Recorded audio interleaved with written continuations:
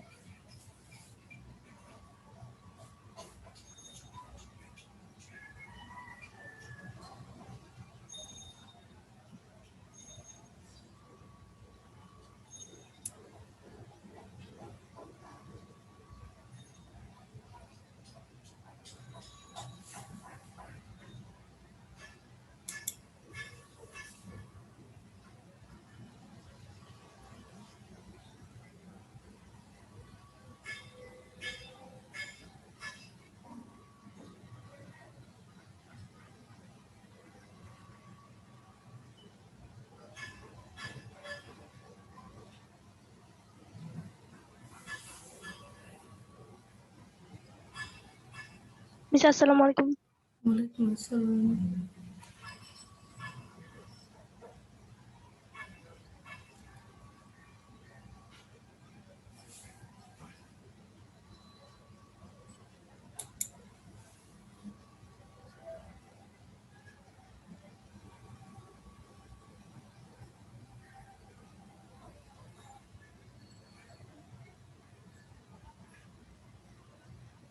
আসসালামু আলাইকুম মিস। ওয়ালাইকুম আসসালাম। মিস আসসালামু আলাইকুম। ওয়ালাইকুম আসসালাম।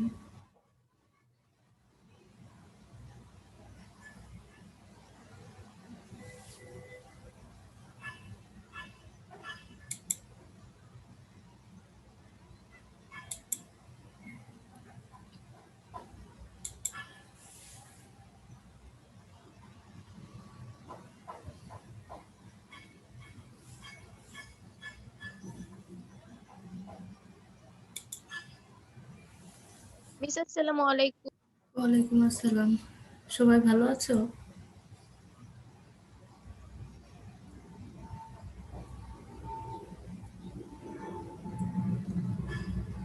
আচ্ছা, আমি তোমাদের গতদিন অ্যালকেন পর্যন্ত পড়িয়েছিলাম। আজকে অ্যালকিন পড়াবো, যদি সময় পাই তবে অ্যালকাইনও পড়াবো।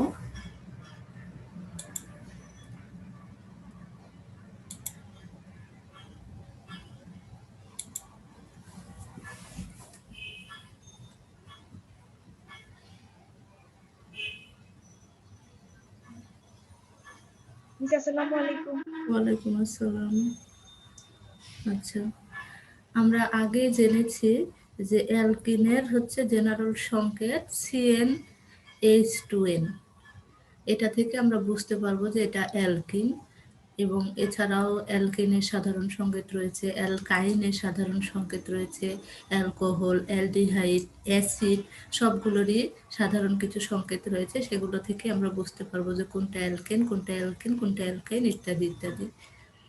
এবার এই যে অ্যালকিন রয়েছে, এই অ্যালকিন হচ্ছে অ্যালিফ্যাটিক হাইড্রোকার্বনের যে সমগোত্রীয় শ্রেণীর অণুতে কার্বন কার্বন দ্বিবন্ধন থাকে।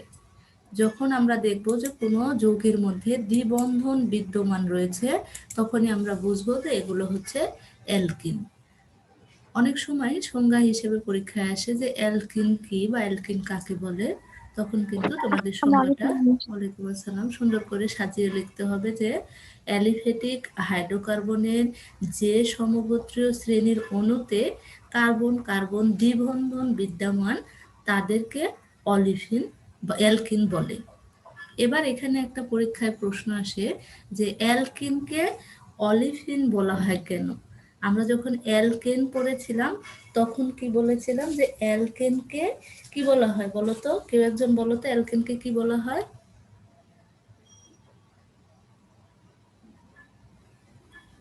কেউ বলতে পারবে না যে অ্যালকেনকে কি বলা হয়েছিল?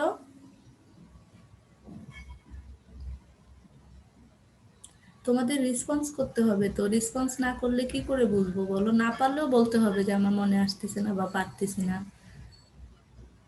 যে পাঠটা গতদিনই পড়ালাম সেই পাঠের প্রশ্ন যদি ধরি, তোমরা যদি চুপচাপ থাকো তাহলে তো এই লাইভ ক্লাস নেওয়ার কোনো মানেই হয় না। অ্যালকেনকে কি বলেছিলাম, কেউ বলতে পারবে না? অ্যালকেনকে আমরা বলেছিলাম প্যারাফিন। তোমরা কি আমাকে শুনতে পাচ্ছ? জি মিস। তাহলে শুনতে পাচ্ছ, বাট কেউই রেসপন্স করতেছো না। তার মানে কি কেউই ক্লাসে মনোযোগী না, শুধু অ্যাটেন্ডেন্সের জন্য ক্লাসে যুক্ত থাকো? তোমরা তো 9-এ থাকতে অনেক ভালো ছিলে, 10-এ উঠে তোমরা যে কেমন জানি সব চুপচাপ হয়ে গেছো, পড়ালেখার প্রতি মনোযোগ নেই। এরকম করা যাবে না, পড়ালেখাটা ভালো করে করতে হবে এবং ক্লাসে রেসপন্স করতে হবে। এখন আমি তোমাদেরকে ওইভাবে দেখতে পাচ্ছি না, ক্লাসে হলে হয়তো দাঁড় করাতাম যে তুমি বলো তুমি বলো, কিন্তু এখন এইভাবে তো আর সম্ভব নয়। কিন্তু তোমাদের তো কাউকে না কাউকে একটু রেসপন্স করতেই হবে। আচ্ছা, আমরা পড়েছিলাম যে অ্যালকেনকে প্যারাফিন বলা হয়। এই প্রশ্ন প্রায় পরীক্ষায় আসে, তোমরা সালের কোশ্চেন দেখলে বুঝতে পারবে। সেম ভাবে এখানে একটা প্রশ্ন পরীক্ষায় আসে যে অ্যালকেনকে অলিফিন বলে কেন। প্রশ্নটা হচ্ছে এরকম, অ্যালকেনকে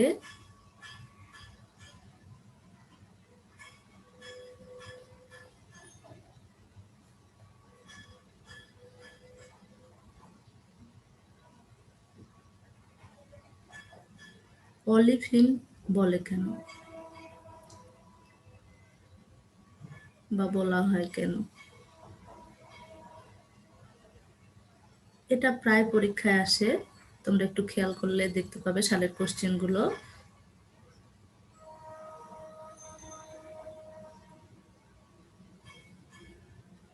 আচ্ছা, এবার এই প্রশ্নের উত্তরে আমরা কি লিখব? উত্তর হিসেবে আমরা লিখব হচ্ছে ল্যাটিন অলিফিন।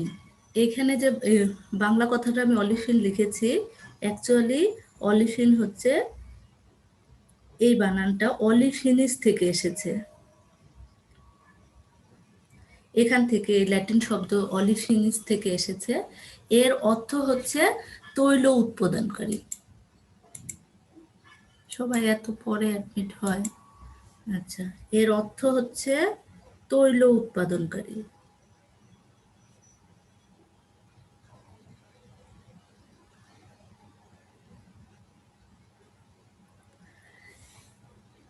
তৈল উৎপাদনকারী এই সমগোত্রীয় শ্রেণীর প্রথম সদস্যগুলো যেগুলো রয়েছে, যেমন মিথেন, ইথেন, প্রোপেন, এই প্রথম দিকের যে সদস্যগুলো, এই সদস্যগুলো ক্লোরিনের সঙ্গে যুক্ত হয়ে তৈল জাতীয় যৌগ যেমন ডাইক্লোরাইড গঠন করে। এই জন্যই এই শ্রেণীর নামকরণ অলিফিনস করা হয়েছে। আমি আরেকবার বলছি যে ল্যাটিন অলিফিনিস শব্দের অর্থ হচ্ছে তৈল উৎপাদনকারী।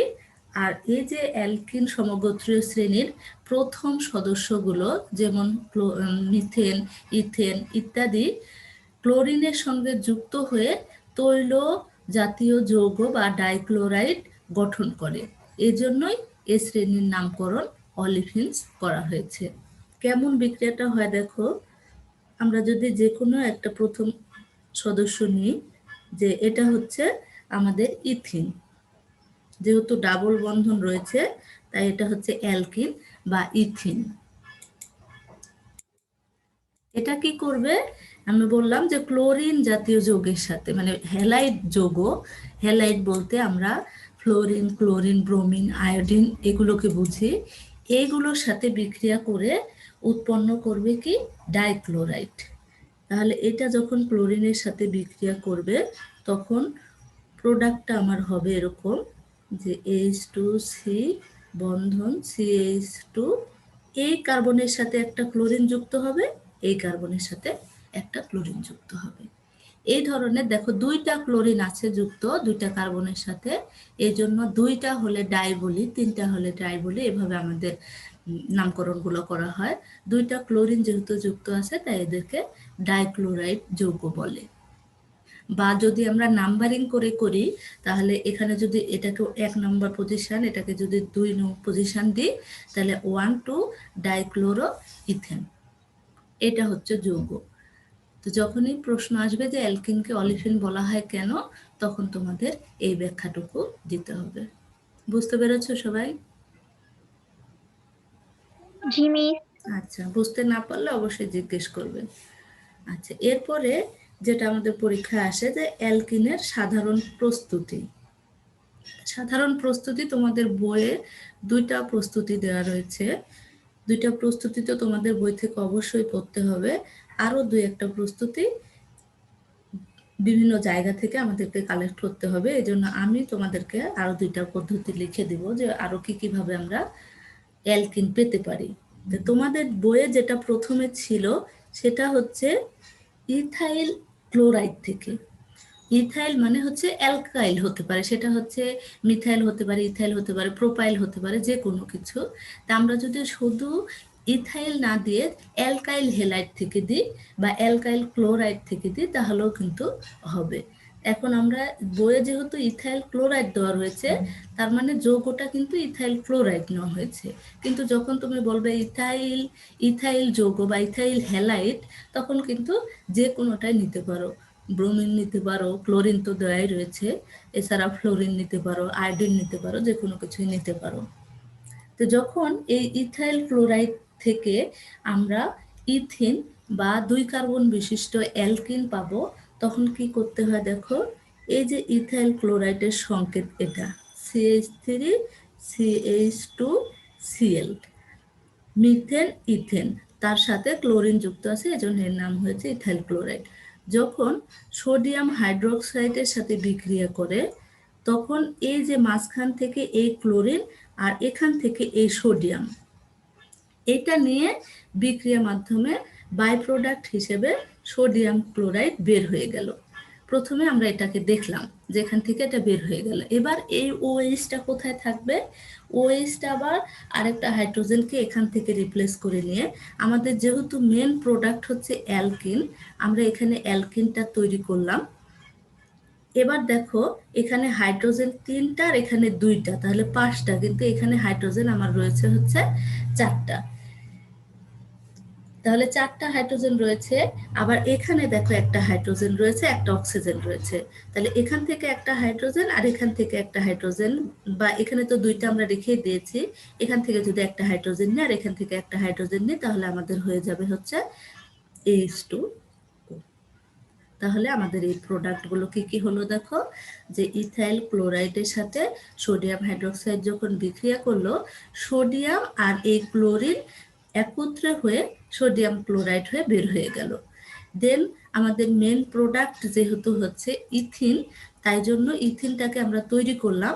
ইথিনকে তৈরি করার পরে আমরা দেখলাম যে বাম পাশে আমাদের বিক্রিয়কে 2টা হাইড্রোজেন এবং একটা অক্সিজেন বেশি রয়েছে, তাহলে 2টা হাইড্রোজেন আর একটা অক্সিজেন মিলে আমাদের যৌগ তৈরি করে হচ্ছে পানি। যে কোনো বিক্রিয়ায় তোমরা চেষ্টা করবে যেটা আমাকে তৈরি করতে বলেছে সেটা আগে তৈরি করবা, তার যদি এটা সুবিধা হয় এটা করবে, না হলে কি করবে যে বাই প্রোডাক্ট হিসেবে এখান থেকে কি কি যৌগ বের হয়ে যায় সেটা যদি বের করে দিতে পারো দেন হচ্ছে অবশিষ্ট কি কি থাকে তোমরা সেটা লিখতে পারবে। এটা হচ্ছে তোমাদের প্রথম যে প্রস্তুতিটা, সেটা হচ্ছে ইথাইল ক্লোরাইড থেকে কিভাবে ইথিন পাবো। 2 নম্বর যেটা বিক্রিয়া রয়েছে ইথানল থেকে, তার মানে হচ্ছে অ্যালকোহল থেকে। অ্যালকোহল থেকে কিভাবে পাই একটু দেখাই। বইয়ে এগুলো সুন্দর করে দেয়াই রয়েছে, কিন্তু মেকানিজমগুলো একটু তোমাদের মনে রাখতে হবে, কেননা পরবর্তীতে তোমাদের এই জিনিসগুলো খুব কাজে দেবে। ইথানল, তোমরা নাম থেকেই বুঝছো যে ইথেন থেকে অ্যালকোহল গ্রুপটা যুক্ত হয়ে ইথানল হয়েছে, তার মানে আমাদের সংকেতটা হবে এরকম CH3 CH2OH। এটা হচ্ছে আমাদের ইথানল। ইথানলকে কি করা হয়, অতিরিক্ত গাঢ় সালফিউরিক অ্যাসিড, গাঢ় বলতে যে অ্যাসিডটার কনসেন্ট্রেশন অনেক বেশি থাকে, সাধারণত আমরা ল্যাবে যেগুলো ব্যবহার করি ডাইলুট ব্যবহার করি, অর্থাৎ এর সাথে পানি মেশানো থাকে, সেগুলো আমরা ব্যবহার করি, যার কারণে ওগুলো হাতে বা কোথাও পড়লে তেমন কোনো ক্ষতি হয় না। কিন্তু যখন গাঢ় হাইড্রোক্লোরিক অ্যাসিড বলো বা সালফিউরিক অ্যাসিড বলো বা নাইট্রিক অ্যাসিড বলো, যেগুলো স্ট্রং অ্যাসিড হয় সেগুলো কিন্তু খুবই মারাত্মক ক্ষতি করে, শরীরে কোথাও পড়লে কিন্তু সেখানে ক্ষতের সৃষ্টি হয়। তাই এই ধরনের বিক্রিয়াগুলো করার সময় খুব সতর্ক থেকে বিক্রিয়াগুলো করতে হয়। এবার এই যে আমাদের ইথানল থাকলো, এখানে কি করতে হবে, সালফিউরিক অ্যাসিড দিতে হবে। যখনই সালফিউরিক অ্যাসিড এখানে দিব তখন কি হবে, আমাদের মেন প্রোডাক্ট কিন্তু অ্যালকিন তৈরি করা। এখন আমরা সহজেই বুঝতে পারছি, যেহেতু আমরা অ্যালকিন পড়াচ্ছি, যে অ্যালকিন প্রস্তুত করব, কিন্তু যখন সবগুলো একসাথে থাকবে তোমাদেরকেই কিন্তু বুঝে নিতে হবে যে অ্যালকেন হবে নাকি অ্যালকিন হবে নাকি অ্যালকাইন হবে। ওয়ালাইকুম আসসালাম। আচ্ছা, এবার তাহলে দেখো কি হবে, মেন প্রোডাক্ট যেহেতু অ্যালকিন, অ্যালকিনটা আমরা তৈরি করলাম। এই সংকেতটা তোমরা এভাবেও লিখতে পারো, অথবা তোমরা কার্বনটাকে মাঝখানে রেখে দুই পাশে বন্ধন দিয়ে এভাবেও লিখতে পারো, যে কোনো ভাবে লিখলেই হবে। তবে কার্বন কার্বন মাঝখানে বন্ধনটা দিলে মেনলি আমরা কিন্তু কার্বনেরই বন্ধন দেখাই, কেননা কার্বনই কিন্তু একে অপরের সাথে যুক্ত হয়ে, অর্থাৎ ক্যাটেনেশন দ্বারা বড় বড় যৌগ তৈরি করে। এটা তৈরি হলো, সাথে কি তৈরি হবে দেখো, এখানে হচ্ছে একটা হাইড্রোজেন রয়েছে, এখান থেকে আবার একটা হাইড্রোজেন, যেহেতু এখানে হচ্ছে 3টা ছিল কিন্তু এখানে 2টা রয়েছে, এখানে 2টা ছিল এখানে 2টাই রয়েছে, তার মানে এখানে একটা থাকলো এখানে একটা থাকলো। এখানে সালফিউরিক অ্যাসিডটা যে দেয়া হয়েছে, তাহলে তোমাদের হয়তো মনে প্রশ্ন জাগতে পারে, মিস আমরা যে সালফিউরিক অ্যাসিড দিলাম তাহলে এইটা তো কোথাও বিক্রিয়া করলো না, বা বাই প্রোডাক্ট হিসেবে সালফেট বা হাইড্রোজেন এগুলো তো কিছুই তৈরি হলো না, তাহলে আমরা সালফিউরিক অ্যাসিডটা দিচ্ছি কেন? আচ্ছা, সালফিউরিক অ্যাসিড দেওয়ার কারণটা হচ্ছে, সালফিউরিক অ্যাসিড হচ্ছে সাধারণত নিরোধক হিসেবে ব্যবহার করা হয়। নিরোধক মানে হচ্ছে যাদের পানির প্রতি আসক্তি থাকে, অর্থাৎ তোমরা যখন এই কনসেন্ট্রেট সালফিউরিক অ্যাসিড বা হাইড্রোক্লোরিক অ্যাসিড যেটাই মেশাবে, তোমরা পানির মধ্যে কিন্তু এই কনসেন্ট্রেট হাইড্রোক্লোরিক অ্যাসিডটা দিতে পারবে, কিন্তু তোমরা হচ্ছে সরাসরি কিন্তু কনসেন্ট্রেট হাইড্রোক্লোরিক অ্যাসিডের মধ্যে পানি বেশি পরিমাণে দিতে পারবে না, সেক্ষেত্রে কিন্তু একটা অ্যাক্সিডেন্ট ঘটার সম্ভাবনা থাকে। এই সালফিউরিক অ্যাসিডটা যেহেতু নিরোধক হিসেবে কাজ করে, সেহেতু এখানে সালফিউরিক অ্যাসিড জাস্ট বিক্রিয়াটাকে সামনের দিকে অগ্রসর হতে বা মেন প্রোডাক্ট পেতে সাহায্য করবে, এটুকুই হচ্ছে সালফিউরিক অ্যাসিডের কাজ। এই জন্য এখানে সালফিউরিক অ্যাসিডটা ব্যবহার করা হয়। এটা গেল তোমাদের বইয়ের 2টা প্রিপারেশন, একটা হচ্ছে ইথাইল ক্লোরাইড থেকে আর একটা হচ্ছে ইথানল থেকে। এই ইথাইল ক্লোরাইড আর ইথানল থেকে ছাড়াও আমরা অ্যালকেন থেকেও পেতে পারি, অ্যালকাইন থেকেও পেতে পারি। তো যেহেতু আমরা হচ্ছে অ্যালকেনটা পড়ে এসেছি, অ্যালকেন থেকে কিভাবে আমরা অ্যালকিন পেতে পারি সেই বিক্রিয়াটা আমি তোমাদের একটু দেখাবো। তোমরা একটু খাতা কলমে লিখে নেবে, পরবর্তীতে বইয়েও তোমরা পেন্সিল দিয়ে লিখে রাখতে পারো। আচ্ছা, 3 নাম্বার বিক্রিয়া, সেটা হচ্ছে অ্যালকেন থেকে।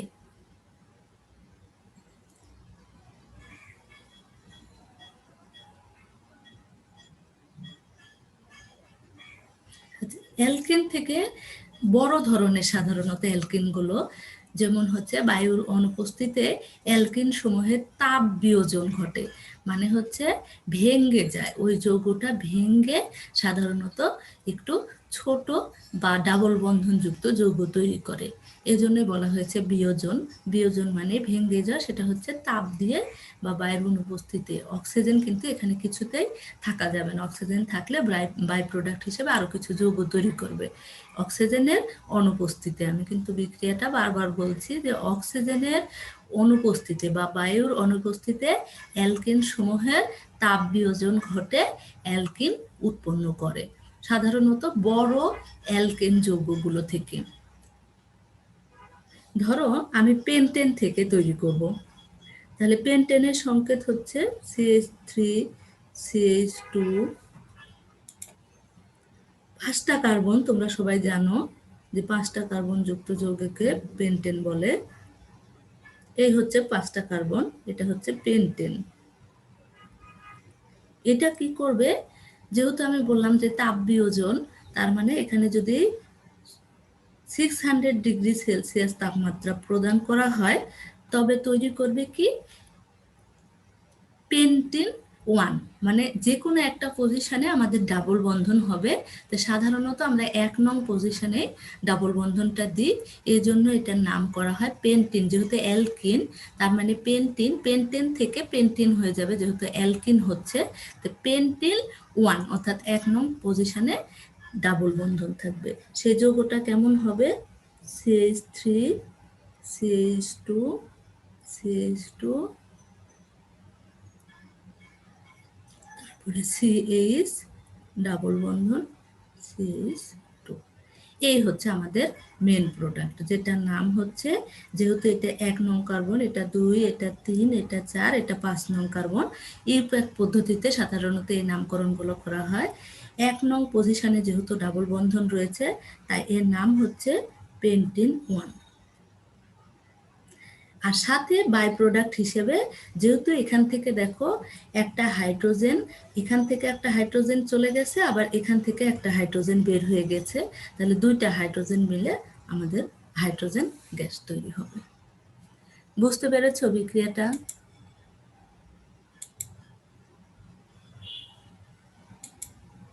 তোমরা একটু রেসপন্স করো, বিক্রিয়াটা কি বুঝতে পেরেছো নাকি আমি আরেকবার বোঝাবো? মিস বুঝেছি। আচ্ছা, ঠিক আছে। আচ্ছা নাবিলা, তুমি স্ক্রিনশট বুঝতে পেরেছি। আচ্ছা স্ক্রিনশট দিয়ে তুমি একটু পাঠিয়ে দিও পার্টিসিপেন্ট কারা কারা আছে। আচ্ছা তাহলে আচ্ছা পেন্টেন থেকে আমরা বা অ্যালকেন থেকে এভাবে হচ্ছে অ্যালকিন বা পেন্টিন পেতে পারি। এবার আমরা দেখব অ্যালকাইন থেকে কিভাবে পেতে পারি।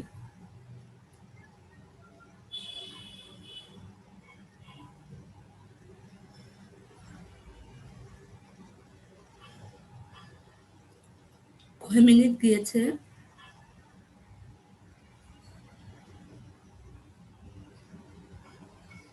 আচ্ছা অ্যালকাইন থেকে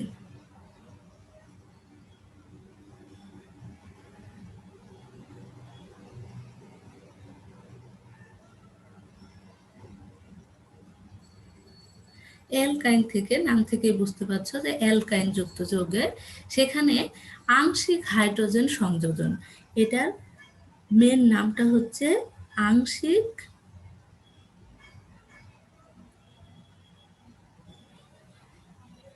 হাইড্রোজেন সংযোজন।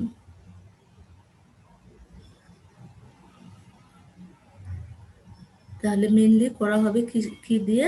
আংশিক হাইড্রোজেন সংযোজন করে।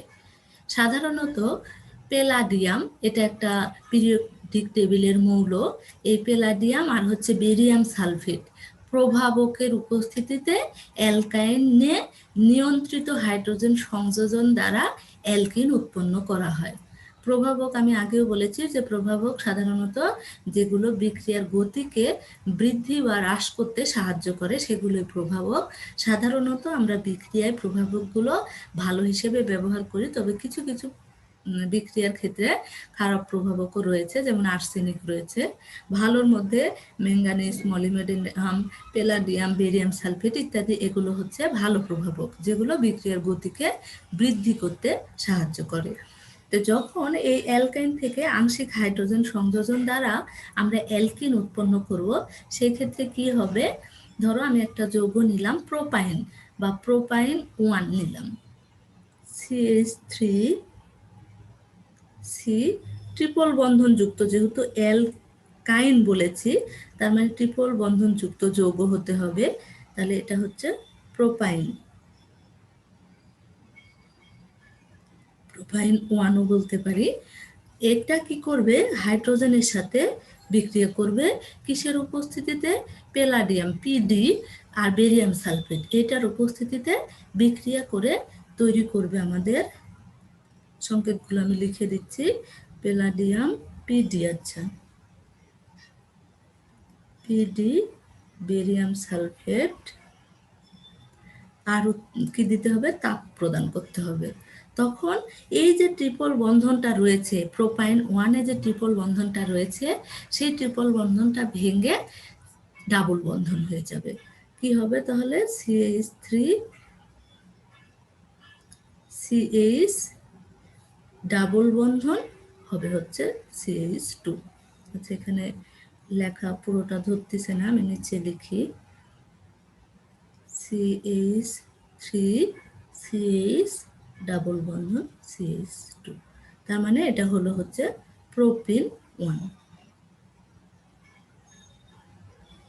সাথে দেখো বাই প্রোডাক্ট হিসেবে দুই পাশ থেকে দুইটা হাইড্রোজেন হিসেবে চলে যেতে পারে। সেক্ষেত্রে আমরা বিক্রিয়াটা দেখাতেও পারি। বাই প্রোডাক্টটা সবসময় যে দেখাতেই হবে এমন না, না দেখালেও হবে। আমাদের মেন কাজ হচ্ছে মেন যে প্রোডাক্ট সেটা দেখানো। তো এখান থেকে আমরা প্রোপেন পেতে পারি। এই আমরা 4টা পড়লে এনাম। আরও কিছু প্রস্তুতি রয়েছে যেগুলো তোমাদের এখন দরকার নেই, যখন ইন্টারমিডিয়েট উঠবে তখন পড়তে হবে। তো তোমরাও তোমাদের বইয়ের 2টা প্রস্তুতি তো পড়বে, সাথে এই 2টা প্রস্তুতিও মনে রাখবে। অনেক সময় কি হয়, ধরো তোমাদেরকে 2টা প্রিপারেশনই লিখতে বলেছে, যেহেতু বইয়ে 2টা প্রিপারেশন দেওয়া রয়েছে। এখন তুমি 2টাই জানো, বাই এনি চান্স তুমি একটা ভুলে দিয়েছো বা মনে করতে পারতেছো না কিছুতেই যে কি ছিল। এবার যদি তুমি 3টা বা 4টা জানো, তখন কিন্তু তোমার সবগুলো ভুলে যাওয়ার পসিবিলিটি খুব কম। একটা যদি বইয়েরটা দিতে পারো বা এই 2টা থেকে যে কোনো একটা দিতে পারো, তাহলে কিন্তু তোমার 2টা হয়ে গেল। এই জন্য অপশান হিসেবে আমরা যে কোনো বিক্রিয়া বা প্রস্তুতি বা যে কোনো রাসায়নিক যে বিক্রিয়াগুলো ঘটানো হয়, চেষ্টা করব 2 বা 2-এর অধিক জানতে। সাধারণত প্রশ্নে 2টি চাওয়া হয়, কিন্তু তোমরা তোমাদের নিজেদের সুবিধার্থে যেন ভুলে গেলেও একটা অপশনাল হিসেবে লিখতে পারো, সেই জন্যই একটু বেশি করে করতে হবে। যার কারণে আমি আরও 2টা প্রিপারেশন পড়িয়ে দিলাম। এবার অ্যালকিনের রাসায়নিক ধর্ম। যেহেতু অ্যালকিনে সাধারণত দ্বিবন্ধন থাকে, এই দ্বিবন্ধন থাকার কারণে এরা রাসায়নিকভাবে খুবই সক্রিয়। সক্রিয় বলতে এই যে দ্বিবন্ধনের 2টা বন্ধন রয়েছে, একটা বন্ধন অনেক বেশি শক্তিশালী, আরেকটা বন্ধন কিন্তু সহজেই ভেঙে যায়। এই যে 2টা বন্ধন থাকে, এটার একটাতে থাকে সিগমা বন্ধন, একটাতে থাকে পাই বন্ধন। এগুলো পরবর্তীতে তোমাদের ডিটেলস এখানে নেই, সিগমা বন্ধন পাই বন্ধনের কথা, এটাও তোমরা ইন্টারমিডিয়েটে জানবা।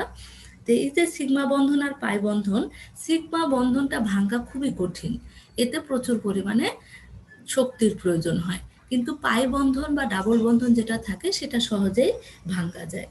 সাধারণত বিক্রিয়া করার সময় অ্যালকিনের যে ডাবল বন্ধনের দুর্বল বন্ধনটা থাকে, সেটা ভেঙে যায় এবং বিভিন্ন ধরনের সংযোজন বিক্রিয়ায় অংশগ্রহণ করে। সক্রিয় বলতে অন্যান্য যৌগের সাথে বিক্রিয়া করার আসক্তিটা কতটুকু, এটাকেই বোঝানো হয়েছে। যে এই বিক্রিয়ার যে ডাবল বন্ধন থাকে, ডাবল বন্ধনটা সহজে ভেঙে সিঙ্গেল বন্ধন হতে পারে, বাট সিঙ্গেল বন্ধনটা ভাঙা খুবই কঠিন, যেহেতু একটা হচ্ছে সিগমা বন্ধন আরেকটা হচ্ছে পাই বন্ধন। তো অ্যালকিনের রাসায়নিক ধর্মের মধ্যে প্রথমেই হচ্ছে হাইড্রোজেন সংযোজন।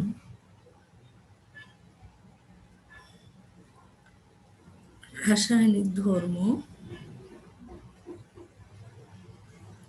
প্রথমে যেটা, সেটা হচ্ছে হাইড্রোজেন সংযোজন। সংযোজন নাম থেকেই বুঝতে পারছো যে এখানে যুক্ত হতে হবে। কি যুক্ত হবে? হাইড্রোজেন যুক্ত হবে। এবার আমরা প্রথম সদস্যটাকে, সাধারণত সব জায়গায় তুমি অ্যালকিনের জেনারেল সংকেত হিসেবে বা অ্যালকিন যৌগ সাধারণত ইথিনটাই বেশি ব্যবহার করা হয়। এই ইথিন কি করবে? H2C ডাবল বন্ধন CH2, এটা হচ্ছে ইথিন। এই ইথিনটা যেহেতু হাইড্রোজেন সংযোজন বলা হয়েছে, এই হাইড্রোজেনের সাথে যুক্ত হবে। দেন এই যে এখানে 2টা হাইড্রোজেন রয়েছে, এই 2টা হাইড্রোজেনের একটা হাইড্রোজেন এই হাইড্রোজেনের সাথে 2টা যেখানে রয়েছে সেখানে এসে যুক্ত হবে, আবার আরেকটা হাইড্রোজেন ভেঙে এখানে যে 2টা হাইড্রোজেন রয়েছে সেখানে এসে যুক্ত হবে। কিন্তু এই ক্ষেত্রে প্রভাবক অবশ্যই দিতে হবে, আর সেই প্রভাবকটা হচ্ছে নিকেল দিতে হবে, সাথে দিতে হবে 180 থেকে 200 ডিগ্রি সেলসিয়াস তাপমাত্রা অবশ্যই প্রদান করতে হবে। অনেক সময় তোমাদের বিক্রিয়া লিখতে বলে, তখন হয়তো এই প্রভাবকটা দেওয়া থাকবে না, বা মেন প্রোডাক্ট হিসেবে কি পেতে পারো সেটাও কিন্তু দেওয়া থাকবে না। তখন কিন্তু তোমাদের এই প্রভাবকগুলো উল্লেখ করতে হবে, সাথে কিন্তু বিক্রিয়ার মেন প্রোডাক্টটাও লিখতে হবে। তো যখন এই ইথিনে হাইড্রোজেন সংযোজন হচ্ছে, আমি বললাম যে এখান থেকে যে 2টা হাইড্রোজেনের 2টা হাইড্রোজেন, একটা ইথিনের প্রথম কার্বনের যে 2টা হাইড্রোজেন থাকবে সেখানে যাবে, দ্বিতীয় কার্বনের 2টা হাইড্রোজেন যে থাকবে সেখানে একটা যাবে। তার মানে আমার এখানে তৈরি হবে হচ্ছে CH3 বন্ধন CH3। তাহলে এখান থেকে আমরা পেলাম হচ্ছে ইথেন। প্রথম যে রাসায়নিক ধর্ম সেটা হচ্ছে হাইড্রোজেন সংযোজন, যেটাকে আমরা বলছি যে অ্যালকিন থেকে বা ইথিন থেকে কিভাবে আমরা ইথেন পাচ্ছি। এরপরে হচ্ছে পানি সংযোজন। আচ্ছা, বিক্রিয়াগুলো কি বুঝতে পারছো? আচ্ছা, ঠিক আছে। এরপরেরটা হচ্ছে পানি সংযোজন, 2 নাম্বার।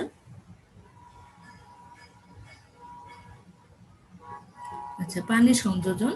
পানি সংযোজন বুঝতে পারছো যে এখানে শুধুমাত্র পানিটা যুক্ত হবে, সেখানেও প্রভাবক হিসেবে আমাদের উচ্চ তাপ দিতে হবে, উচ্চ চাপ দিতে হবে, আর ফসফরিক অ্যাসিড দিতে হবে।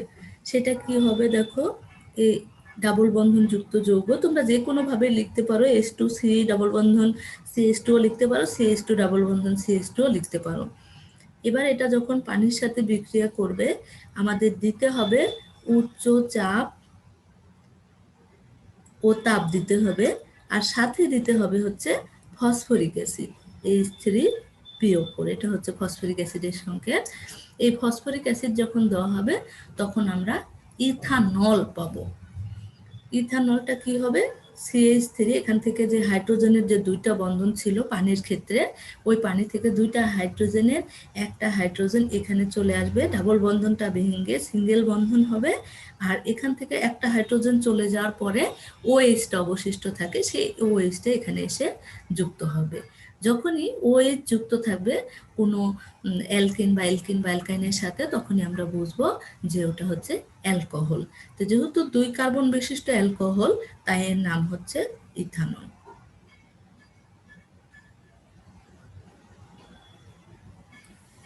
এটা হচ্ছে পানি সংযোজন বিক্রিয়া। এরপর আরো 2টা বিক্রিয়া রয়েছে, যে ব্রোমিন সংযোজন, 2টা নয় 3টা তোমাদের বই রয়েছে। ব্রোমিন সংযোজন, পটাশিয়াম পারম্যাঙ্গানেট সংযোজন, আর ইথিনের পলিমারকরণ বিক্রিয়া। এই 3টা বিক্রিয়া তোমাদের জন্য খুবই গুরুত্বপূর্ণ। বিক্রিয়াগুলো একটু ভালো করে খেয়াল করবে।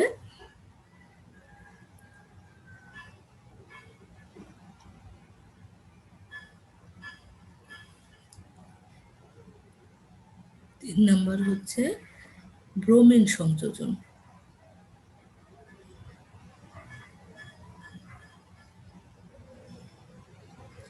ব্রোমিন সংযোজন নাম থেকেই বুঝতে পারছো যে অ্যালকিনের সাথে ব্রোমিন যুক্ত হবে। তার মানে কি দাঁড়াবে, CH2 ডাবল বন্ধন CH2। যখন এই যে ব্রোমিনটা বিক্রিয়া করবে, অ্যাকচুয়ালি কিন্তু ব্রোমিন 2 মানে এরকম ভাবে ব্রোমিনটা থাকবে। তো একটা ব্রোমিন এসে এখানে যুক্ত হবে এই কার্বনের সাথে, আরেকটা ব্রোমিন এসে এই কার্বনের সাথে যুক্ত হবে, আর মাঝখানে যে ডাবল বন্ধনটা থাকবে সেই ডাবল বন্ধনটা ভেঙে সিঙ্গেল বন্ধন হয়ে যাবে। কিভাবে, যে CH2 এটার সাথে একটা ব্রোমিন যুক্ত থাকবে, আবার আরেকটা CH2 থাকবে, তার সাথে একটা ব্রোমিন যুক্ত থাকবে। যেহেতু এটা 1 এটা 2 যদি ধরি কার্বন সংখ্যা, তাহলে 1,2 ডাইব্রোমো ইথেন তৈরি হলো, বা ডাইব্রোমো ইথেনও বলতে পারি, 1,2 ডাইব্রোমো ইথেনও বলতে পারি।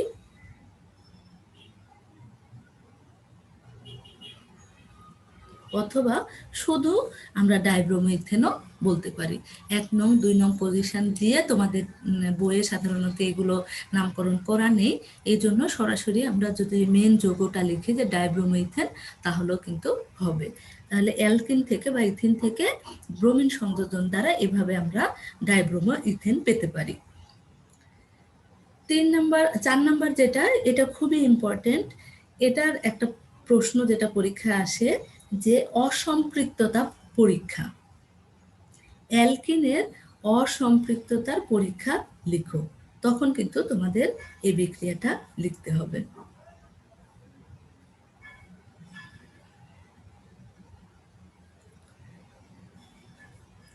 এই অসম্পৃক্ততার পরীক্ষা করা হয় সাধারণত পটাশিয়াম ডাইক্রোমেট আর হচ্ছে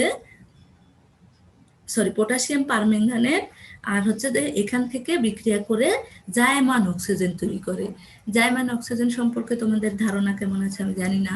জায়মান অক্সিজেন বা জায়মান হাইড্রোজেন বা জায়মান ক্লোরিন যেটাই বলুক না কেন, থার্ড ব্র্যাকেটের মধ্যে যে মৌলটা থাকবে সাধারণত ওই মৌলের নাম হবে সেটা। যেমন ধরো থার্ড ব্র্যাকেটের মধ্যে যদি অক্সিজেন থাকে তাহলে হবে জায়মান অক্সিজেন, যদি ক্লোরিন থাকে তাহলে জায়মান ক্লোরিন, এভাবে সাধারণত নামকরণ করা হয়। অসম্পৃক্ততার পরীক্ষা।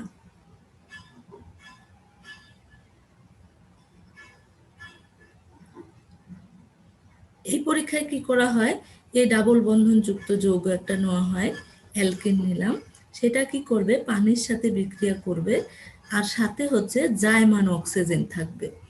এই জায়মান অক্সিজেন কোথা থেকে আসে, পটাশিয়াম পারম্যাঙ্গানেট আর হচ্ছে পটাশিয়াম হাইড্রোক্সাইডের বিক্রিয়ায় আমরা এই জায়মান অক্সিজেনটা পাই। তখন এখান থেকে যে এই যে পানির ক্ষেত্রে H2O রয়েছে, দুইটা OH গ্রুপ এখানে এসে যুক্ত হবে, একটা O এখান থেকে পাবে আর এখানে একটা O রয়েছে আর দুইটা হাইড্রোজেন, তার মানে এই দুইটাকে আমরা যদি ভেঙে লিখি তাহলে এরকম পাবো OH বন্ধন OH, মানে এরকম দুইটা যৌগ পাবো। এই OH দুইটা কি করবে, একটা এই কার্বনের সাথে একটা এই কার্বনের সাথে যুক্ত হবে আর ডাবল বন্ধনটা ভেঙে সিঙ্গেল বন্ধন হয়ে যাবে। কিভাবে হবে দেখো, বিক্রিয়াটা করলে আমরা পাবো হচ্ছে CH2, এখানে OH থাকবে, আবার এখান থেকে CH2, এখানে OH থাকবে। এবার দেখো 1 নং এবং 2 নং পজিশনে যেহেতু OH যুক্ত আছে, আমরা 1,2 ডাইঅল বলতে পারি, মানে অ্যালকোহল যেহেতু 1,2 ডাইঅল মিথেন ইথেন। এছাড়াও বলতে পারি কি ইথিলিন গ্লাইকোল, এটাই তোমাদের সংকেত হিসেবে অনেক সময় পরীক্ষা আসে যে ইথিলিন গ্লাইকোলের সংকেত লিখো, তাহলে এটা কিন্তু তোমাদের ইথিলিন গ্লাইকোল। সংকেতটা ভালো করে মনে রাখবে, ইথিলিন গ্লাইকোলের সংকেত হচ্ছে CH2 সাথে OH থাকবে, আরেকটা CH2 সাথে OH থাকবে। এই পরীক্ষাটা তোমরা খুবই মনোযোগ দিয়ে বারবার লিখে লিখে প্র্যাকটিস করবে যেন বিক্রিয়াটা ভুল না হয়, কারণ এটা প্রায় পরীক্ষায় আসে। লাস্ট যেটা বিক্রিয়া সেটা হচ্ছে পলিমারকরণ বিক্রিয়া।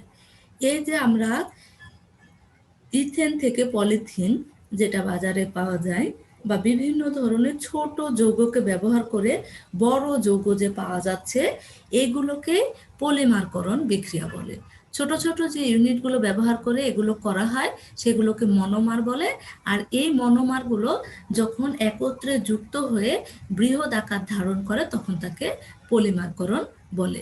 আর যে বিক্রিয়া এই পলিমার প্রক্রিয়া সংঘটিত হয় তাদেরকে পলিমারকরণ বিক্রিয়া বা পলিমারাইজেশন বলে। তাহলে আমরা জানছি হচ্ছে পলিমারকরণ।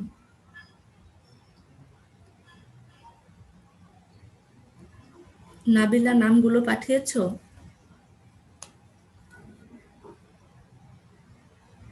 নাবিলা? মিস নিয়েছি, এখন পাঠাচ্ছি। আচ্ছা ঠিক আছে, ক্লাস শেষে পাঠালেও হবে, ঠিক আছে।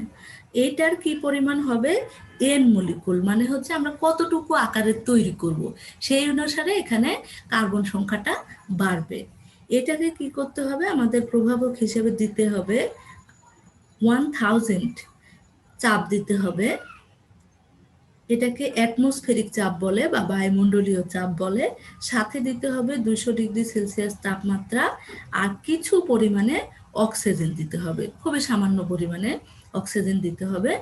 তখন এই যে ডাবল বন্ধনটা রয়েছে এখান থেকে ডাবল বন্ধনটা ভেঙে সিঙ্গেল বন্ধন হয়ে যাবে, আর কতটুকু মলিকুলার কেটে আমরা কতটুকু আকৃতির তৈরি করব সেটা এখানে এনটা লাস্টে সেটা হিসেবে যুক্ত থাকবে। এই CH2 বন্ধন CH2, এখানে আমাদের এন মলিকুলটা যুক্ত থাকবে, মানে আমি কতটুকু আকারের তৈরি করতে চাই তার উপর নির্ভর করবে। এটাই হচ্ছে তোমাদের অ্যালকেনের রাসায়নিক যে ধর্মগুলো। আমরা কি কি জানলাম, হাইড্রোজেন সংযোজন জানলাম, আর জানলাম পানি সংযোজন, ব্রোমিন সংযোজন, পটাশিয়াম পারম্যাঙ্গানেট দ্বারা জারণ বা হচ্ছে অসম্পৃক্ততার পরীক্ষা, আর আরেকটা হচ্ছে ইথেনের পলিমারকরণ বিক্রিয়া। এগুলো তোমরা নেক্সট ক্লাসে খুব ভালো করে পড়ে আসবা। এই পর্যন্ত আমি যা পড়িয়েছি 11 অধ্যায়ের সবগুলো পড়ে ক্লাসে আসবা। আগামী ক্লাসে আমি কিছু তোমাদের জিজ্ঞেস করব, তারপরে অ্যালকাইনটা পড়ানো শুরু করব। সবাইকে ধন্যবাদ, সবাই ভালো থেকো, ঠিক আছে? আসসালামু আলাইকুম। মিস আসসালামু আলাইকুম। আসসালামু আলাইকুম। মিস আসসালামু আলাইকুম। ওয়ালাইকুম আসসালাম।